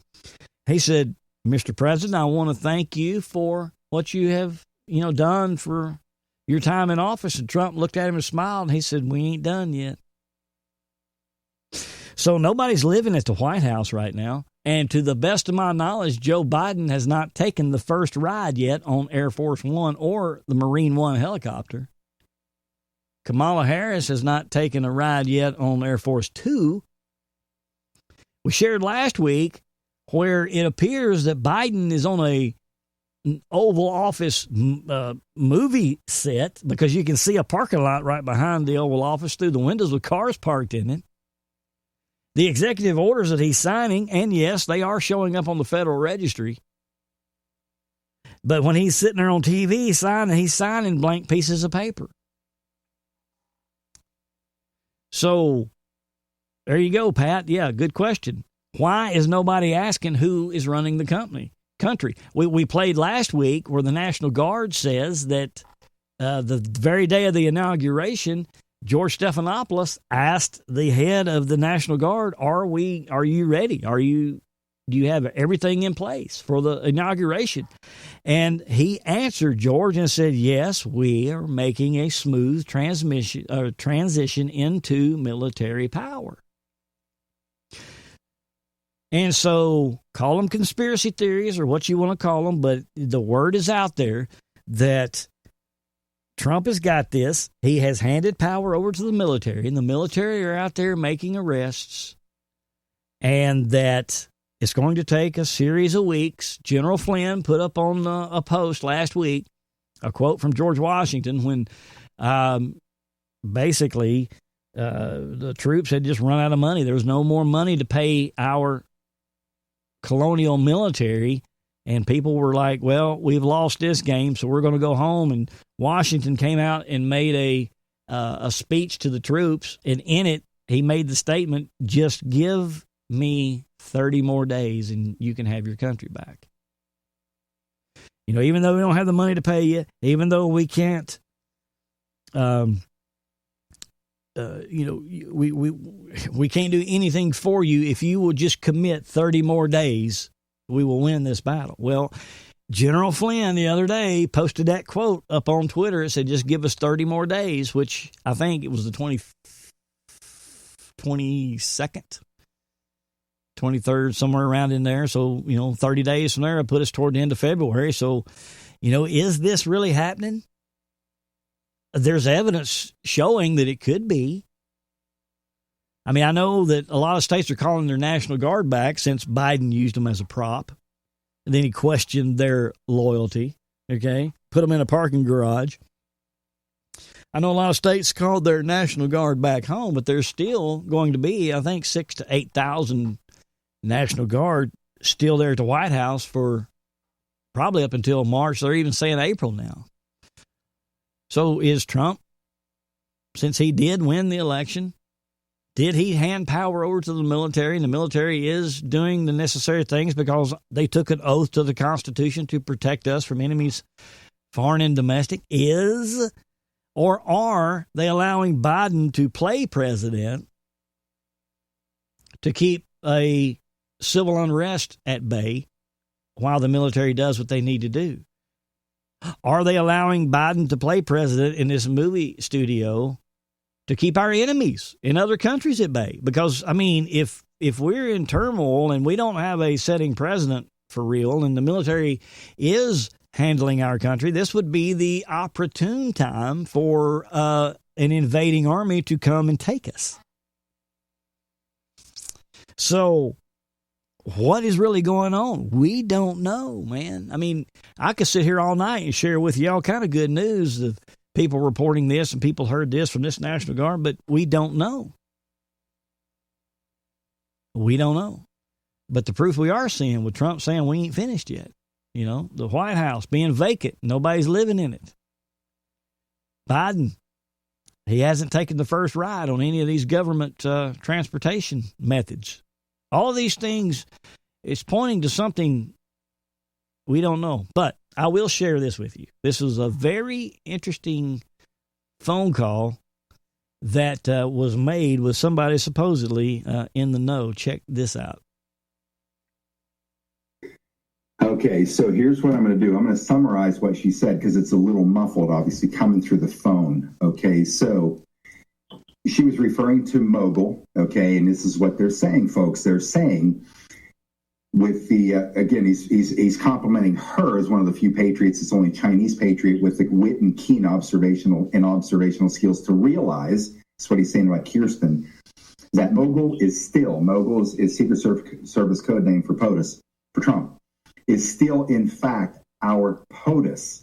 And Kirsten, is the one who's been most accurately describing everything that's going on here in the shadows through the guests, through the intel that she has gathered. And that's probably why we connected up, because she and I have the same, we have the same vision of what's happening.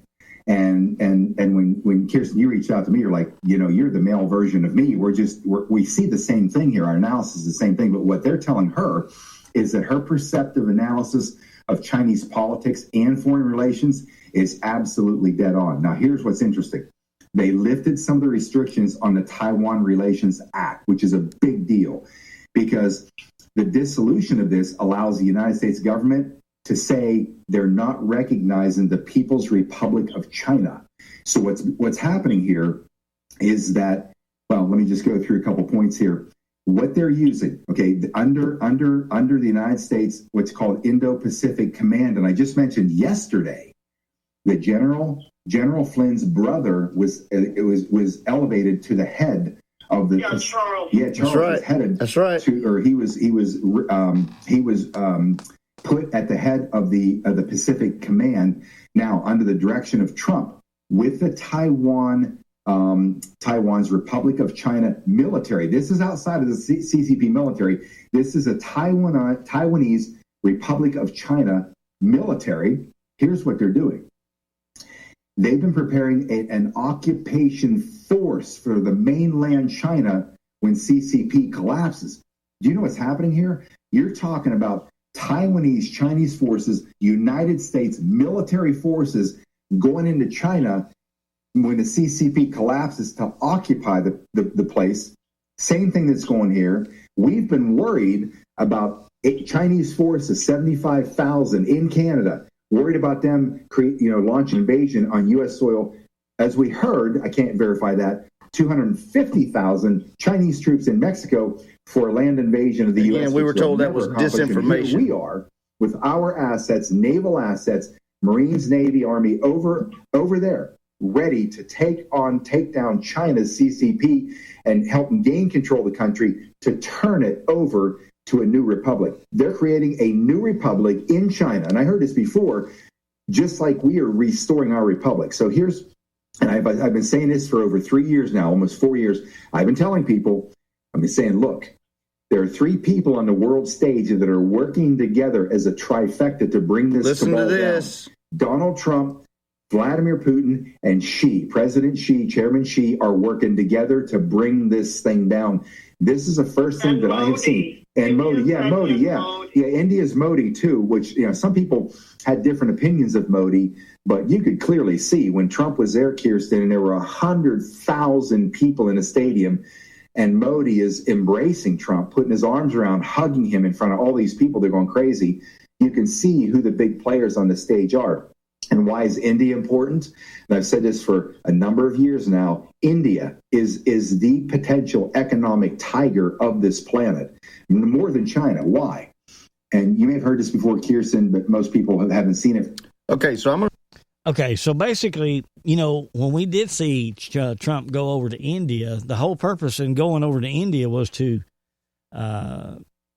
basically start trading with India via gold. See, Trump's taking us off of the dollar and putting us back on the gold standard. This is what the whole Nasara stuff is about that we'll get into later if more evidence shows that point.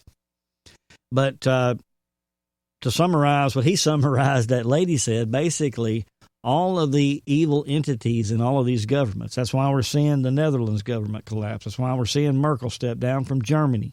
All of these globalists now that are being pulled from their position in these other countries, the Communist Party of China is the one running China.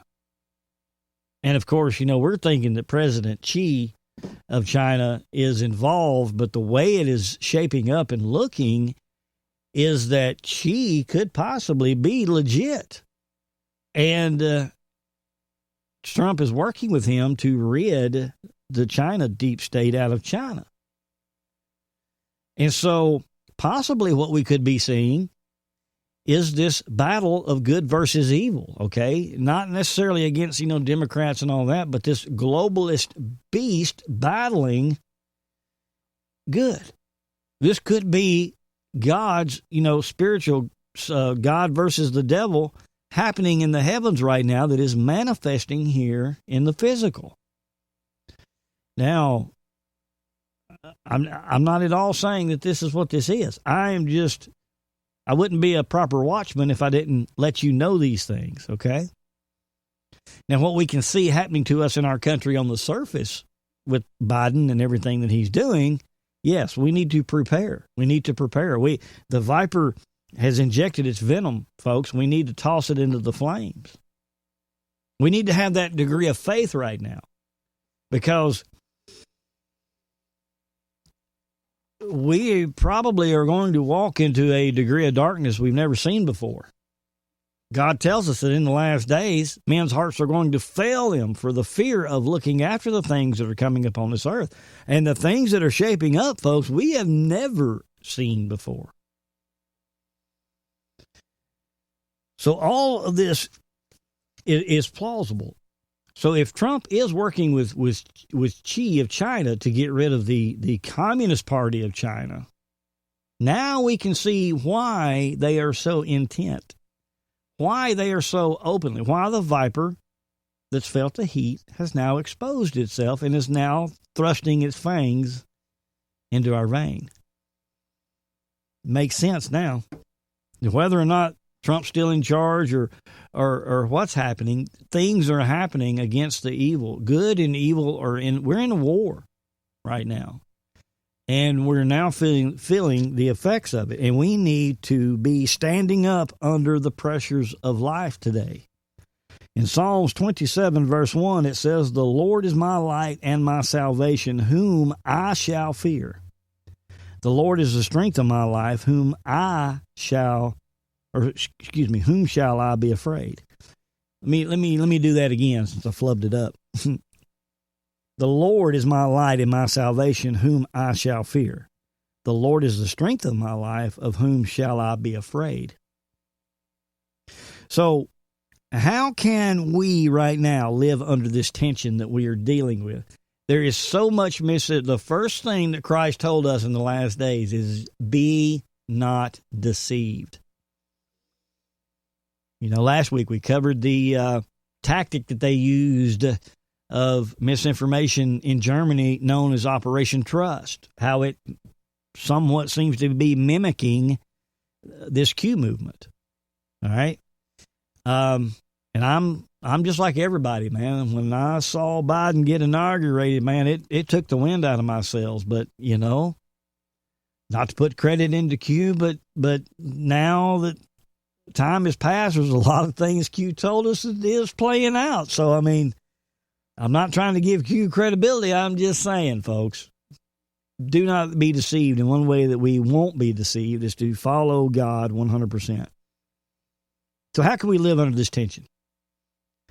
How can we face this pain that we know is coming with our economy, with our fuel? And because we don't know, even if Trump is really doing this, we don't know how long it's going to take for it to get done. We don't know how deep in the rabbit hole we're going to get. Are they going to be able to pull off a false flag and then blame it on us and start coming after us and our guns? Is it going to get that severe? I think it is. The Bible says that it will. There's just a bunch of uncertainty. Okay? But with faith, it does not fail. With conviction that does not compromise, and with courage that stands up under the strains of life. Okay.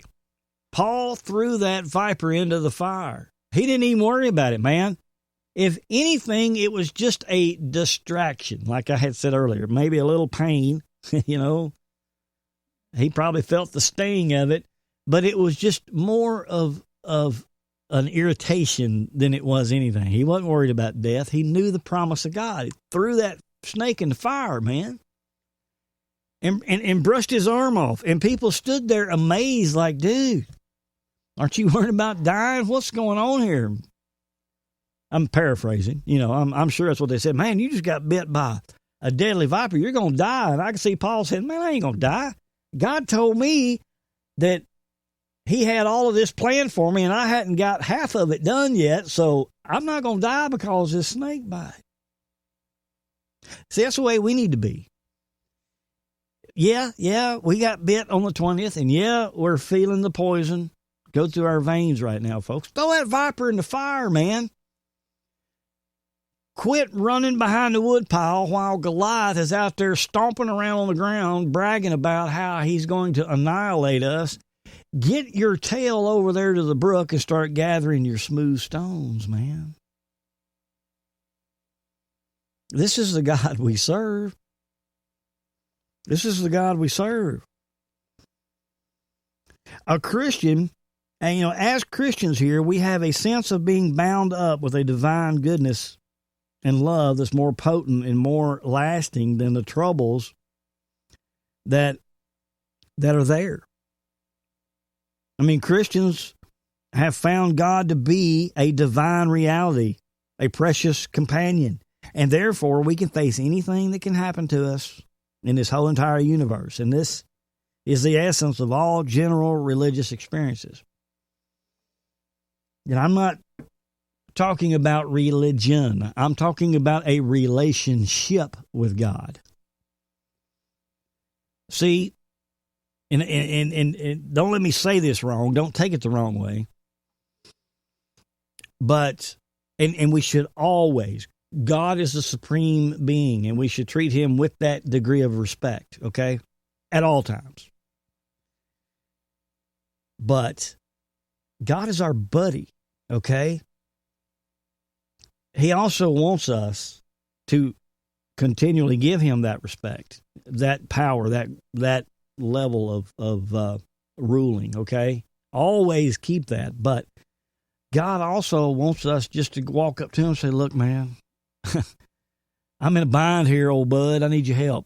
And just talk to him, man. Tell him. Say, look, I don't understand any of this. I need you to help me. I need you to guide me. That's what he wants from us. Not just because if we go to church, we approach him as that supreme being, yes. But it's on the personal aspect that he wants us to be his buddy too. I mean, how many times let's just say you're good friends with your boss at work. And then you've got a coworker that's a real buddy, okay? Even though you're friends with your boss, he's still your boss. And there's some things that you wouldn't really come talk to your boss about that you would have no problem talking to your buddy about. You see what I'm saying? Well, God is both. He's the boss, and he deserves that respect, but he's also our buddy. Talk to him about anything, man. That's what it's about. So how can we do this? Find some affirmation of your Christian faith that you honestly believe. The Lord is my light and my salvation. The Lord is my strength of my life. So when you waken in the morning, let that statement be your first thought. Repeat it again and again, and during the hours that follow, let it be the motive of your day's activities, the unlowered banner of your day's striving. Let it be the last thought before you sleep at night. And this is not vain repetition, because, God warns about that, how these Pharisees and such would pray these prayers over and over and over. And God called that like a vain repetition, because it's like a structured prayer, kind of like a Church of Christ sermon where they lay out a 3 A, B, and C outline and just preach that. That's just repeating in vain. God wants that heartfelt one-on-one reality communication. Okay. And we need to let that be the last thought before we go to sleep. And it's not vain repetition, folks. God understands how we are right now. He understands, because he told us that these days are going to be like none we've ever witnessed before. And even though the hardcore tribulations hadn't started yet, there's every single one of you who are sitting there saying, I have never seen an election year be this chaotic. And so God understands that. This is actually the procedure by which the faith that you profess becomes the prevailing pattern of your inner emotional life. Just as a repeated exercise strengthens your muscles, folks, so repeated affirmation of faith gives character to your life. Thus, you can stand up and stand under the pressures of life and the pressures that are coming upon us. I know it's hard to, it's easier said than done. Anybody can be what do they call that? A couch coach, or, whatever they call that. How anybody can be a couch football player, tell you how it's done. But the doing it is what's hard. The doing it is what's hard. All right, we'll close with this. It's running up on the clock. I wasn't paying attention. Sorry about that. Nahum 1:7. Nahum was an interesting character here. The Lord is good, a stronghold in the day of trouble, and he knoweth them that trust in him. Now, with Paul, God had a purpose with Paul. And a venomous snake, the most venomous of that time, that you would drop dead immediately from a bite, didn't even faze Paul, because Paul had faith. Paul knew that God had a plan for him, and God had told him, you're going to be doing all these things. And since Paul hadn't done them yet, he knew that time when he got bit was not going to be it. We are here. God has commissioned us to be here in these last days for a purpose. And until that purpose has been done, we are going to remain and be functioning. So in speaking of Christ as the Rock of Ages, the hymn writer says, other refuge I have none, hangs my helpless soul on thee. So 3 major ideas are to be found in this text. First of all, the Lord is good. Who can doubt the goodness of him who has given us seed time and harvest, who has painted the blue sky, the purple mountains, the green fields? Evil comes through humankind's transgressions. To him, let me rephrase that. I'm sorry. Evil comes through humankind's transgressions of God's laws. But God is able to save people and nations when they turn to him and live in obedience to his precepts. Secondly, a stronghold in the day of trouble. This is where we are right now. We are safe when the Lord has a stronghold on us. He is a fortress into which we may retreat when we are beaten, from which we may sally when he has given us new courage. And third, here I am talking about a 3-part Church of Christ sermon, and I got 3 parts here. I cracked myself up. Third, he knoweth them that trust in him. He knows us by our name, among the countless millions of whom he has created. The very hairs of our head are numbered, folks. Of course, it'd be easy to count the numbers of hair on my head, but you know what I'm saying, what I mean. What a wonderful Savior he has proved himself to be. This day we believe that the Lord is good, stronghold in the day of trouble, and he knoweth them that trust in him. He knows us. We're here for a reason. We are Paul with a mission that he has set us out to do. Mine may be doing this broadcast. Yours may be hearing the broadcast and taking the message out to people that you work with. We don't know. But what we do know is we are here. And there was a heat put on evil. And the viper exposed himself and is now injecting the venom into our veins. Which tells us that we're on the right track. if we're doing God's will, because God said if they persecuted me, they're going to persecute you. If they hated me, they're going to hate you. So when we come under the gun, when we have the crosshairs from the world on us, then we're doing the will of God. And I don't care what viper crawls out of the woodwork and clamps onto our arms. If God has us commissioned, it's not going to affect us. Yeah, it may sting a bit. We might lose a job. We might not know where our next paycheck is going to come from, but you know what God promises? He takes care of the sparrows. He takes care of the animals, and we're above the animals. Don't you think He's going to take care of us? Interesting. All right, folks. Man, I wished I had it all figured out, but I don't.